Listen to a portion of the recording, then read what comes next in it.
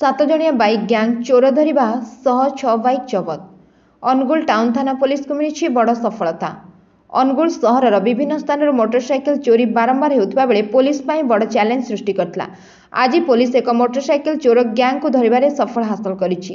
सूचना जे अनुगुल सदर थाना अंतर्गत अंगरबंध ग्रामर भुवन नाहर संकुलता आलुमिनियम फैक्ट्री लेबर भाव कार्य करती। गत 19/3/2024 तारिख में से hero Honda Splendor plus motorcycle jar number OR19N4086 को फैक्ट्री सामने रखी काम करने लगी फैक्ट्री भीतर को जाते।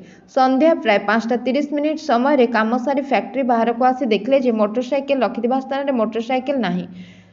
बहु खोजाखोजी कर सन्धान न पाइबारु थाना अभियोग करते। सेहीपरि चणामुंडा नुआसाही ग्रामर टिभु भूतिया गत 11/3/2024 तारिख में से passion pro motorcycle jar number OD19F1026 रे सी मामू भरत परिडा घर को जरूरी काम आसते। घर सामना रास्ता कड़े मोटरसाइकेल को रखिदे घर भीतर को जाते। किछि समय पर मामू घर बाहर को आसी मोटरसाइकेल चोरी होता देखि थाना अभियोग करते। यह अभियोग आधार में पुलिस एक स्वतंत्र टीम गठन कर तदंत आरंभ करथिला।